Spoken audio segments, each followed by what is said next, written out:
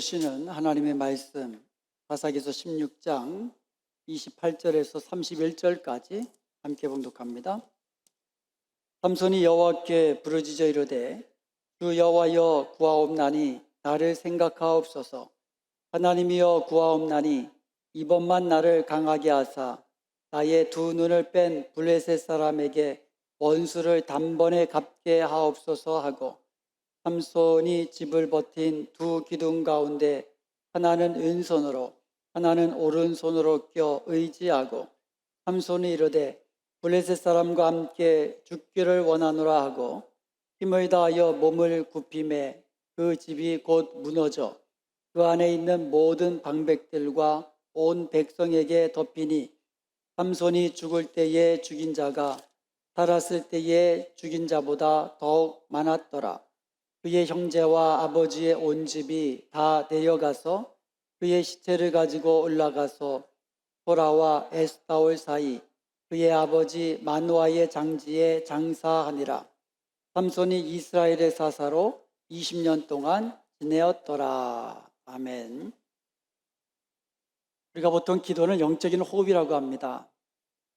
많은 사람들이 기도를 우리가 필요한 것을 하나님께 구해서 하나님께 받는 것이다, 이렇게 생각합니다. 물론 틀린 말은 아니죠. 그렇지만 기도는 영적 호흡이라는 사실이에요. 호흡이라는 것은 몸 안에 있는 이산화탄소 노폐물을 이렇게 내뿜고, 그리고 새로운 공기, 산소를 받아들이는, 이것을 우리가 호흡이라고 합니다. 마찬가지로 영적인 호흡도 우리 안에 있는 죄의 노폐물, 그리고 영적인 노폐물, 이것을 다 빼내는 과정이에요. 하나님 앞에 고백을 통해서. 그리고 이 영적인 산소, 하나님 안에 있는 그 영적인 생명들, 이 생명들로 충만케 되는 그러한 시간들이 기도인 것입니다.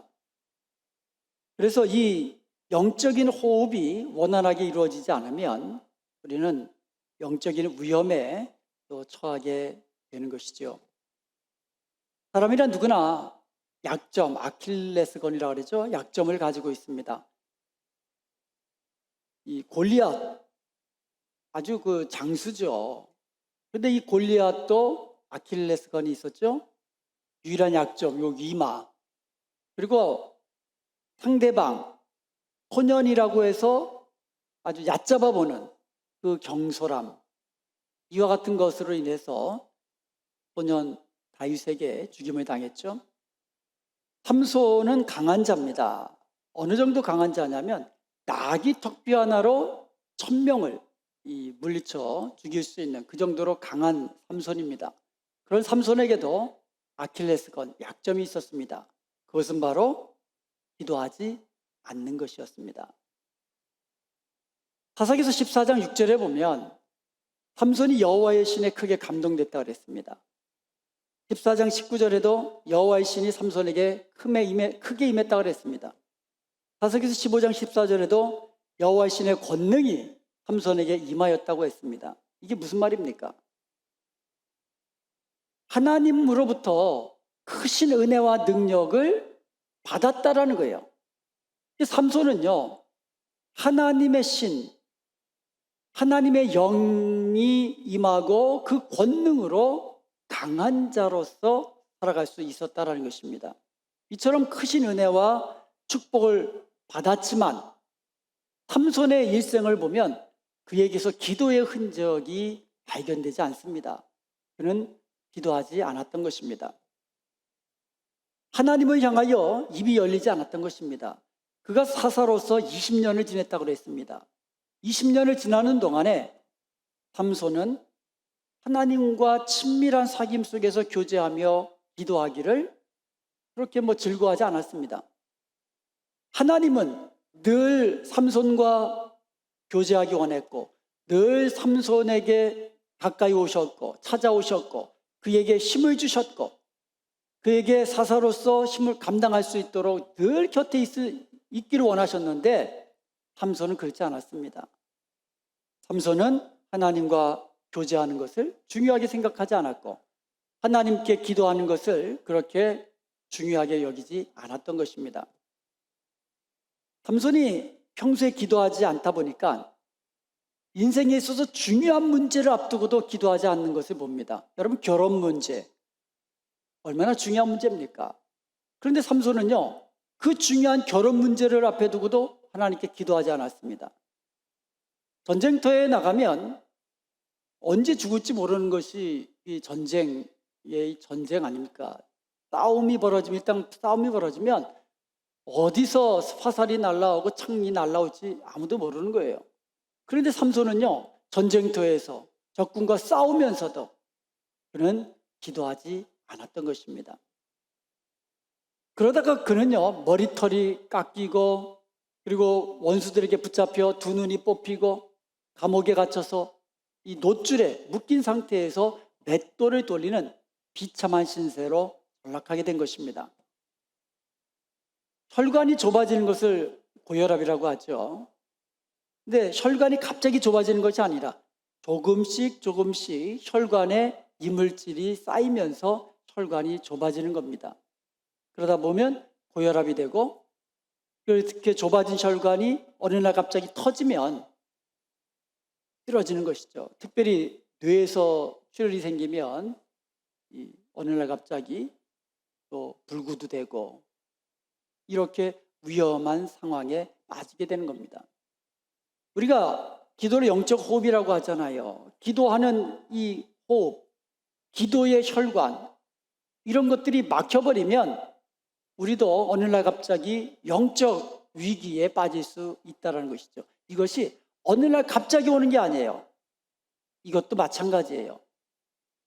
이것도 오랜 세월을 두고 영적 호흡을 하지 아니하면 그것이 쌓여서 영적 위기의 순간이 찾아오게 된다는 것입니다. 자, 그렇다면 삼손은 왜 기도하지 않았을까요? 그가 사서로서 바빴기 때문일까요?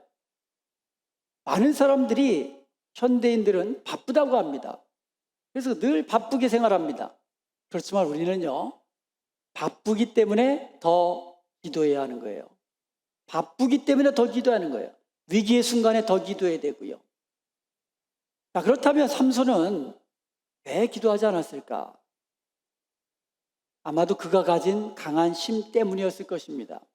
그가 기도하지 않아도 혼자의 힘으로 적들과 싸워 승리할 수 있을 만큼 그는 충분히 강한 힘을 가지고 있었기 때문에 기도하지 않아도 되었던 것이에요.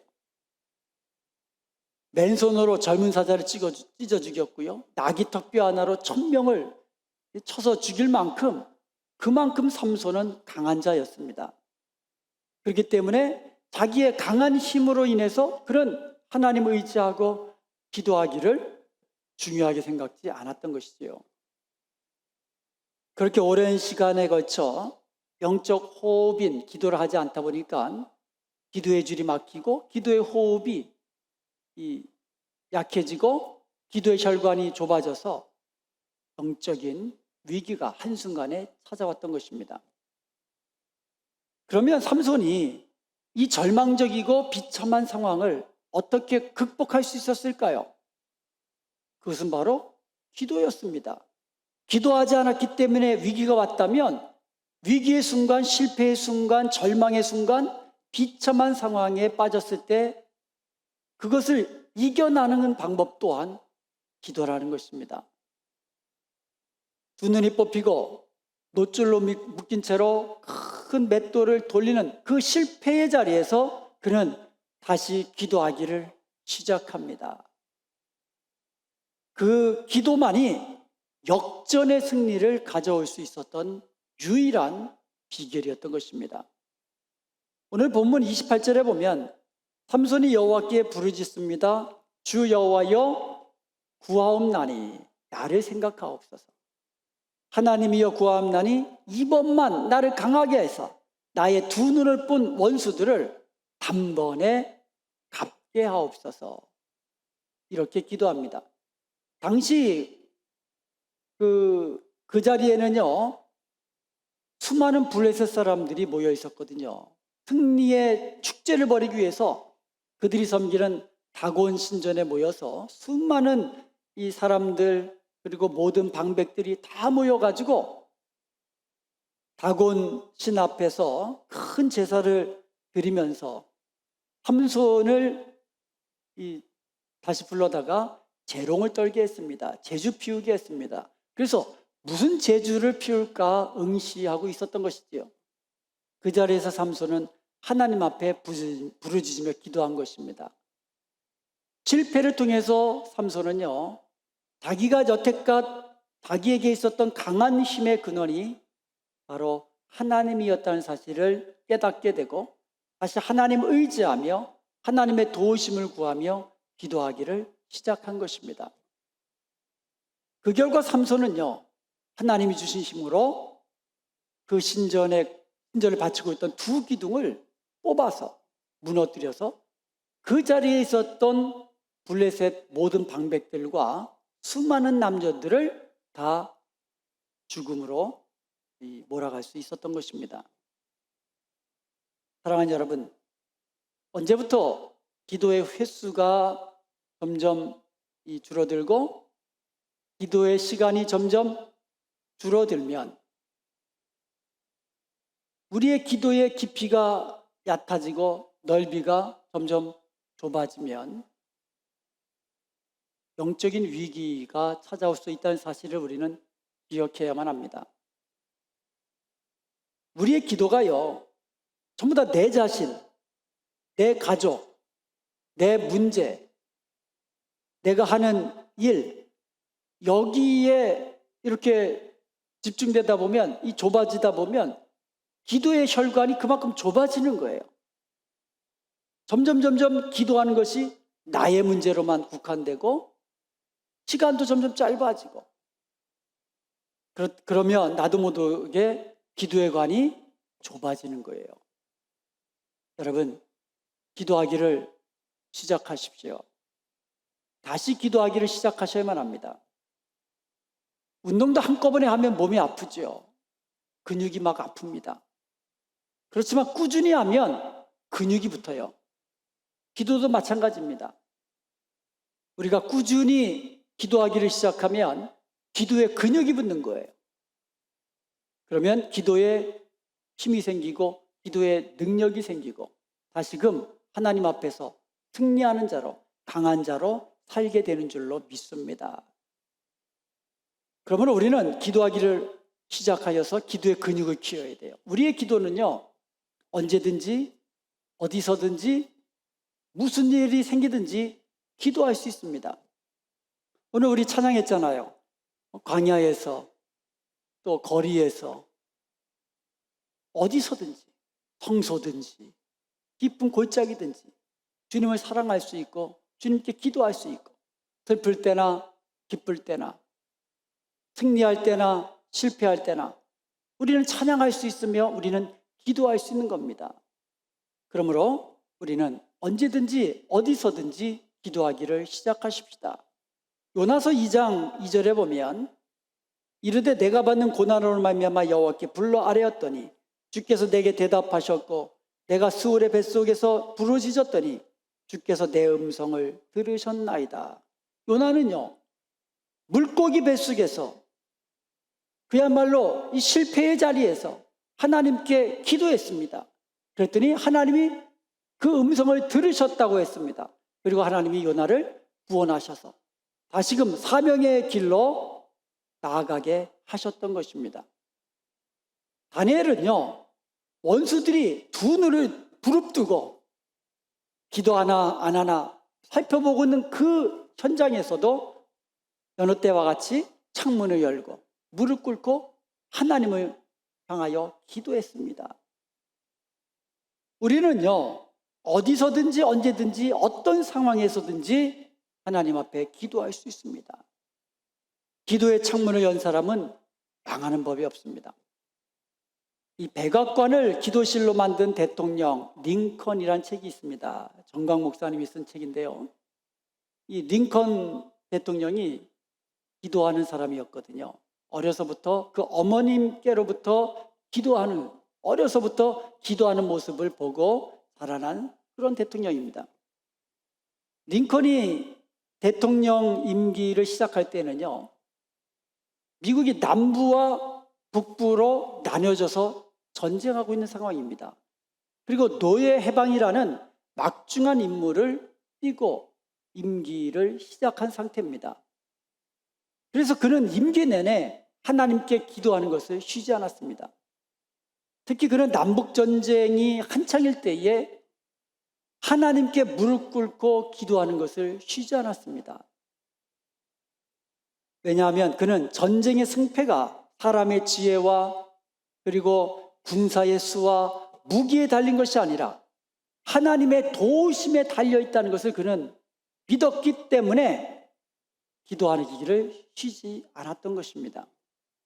잠언서 21장 30절과 31절에 보면 지혜로도 못하고 명철로도 못하고 모략으로도 여호와를 당하지 못하느니라. 싸울 날을 위하여 말병을 예비하거니와 이김은 여호와께 있느니라. 전쟁을 앞두고 마병을 준비합니다. 그리고 창과 그리고 화살을 준비합니다. 그러나 이김은 여호와께 있다고 말씀하고 있어요. 하나님을 의지하고 하나님께 기도하는 사람이 전쟁에서 승리를 거둔다는 것이지요. 링컨은 이렇게 그의 기도대로 미 합중국의 통일을 이루었고 노예 해방이라는 열매를 거두게 되었던 것입니다.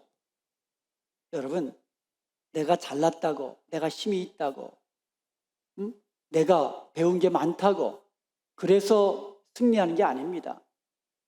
승리는요, 하나님의 손을 잡은 사람, 하나님 의지하고 하나님의 도우심을 구하며 기도하는 사람이 승리를 누리는 것을 기억하시기 바랍니다. 우리 교회가 하늘을 향하여 기도의 창문이 활짝 열린 그런 교회가 되기를 원합니다. 마가의 다락방에서 120명의 문도들이 모여서 기도의 창을 열고 성령 기도할 때에 성령이 임하시고 그리고 초대교회로부터 복음의 불길이 땅끝까지 퍼져나가는 그와 같은 일이 시작되었던 것입니다. 우리의 가정에도 기도의 창문이 활짝 열리게 되기를 원합니다. 그래서 우리가 기도의 사람이 되고 또 쉬지 않고 기도하는 사람이 되어서 우리가 축복의 사람이 되고 우리의 자녀 또한 축복의 자녀가 되기를 주님의 이름으로 간절히 축원드립니다.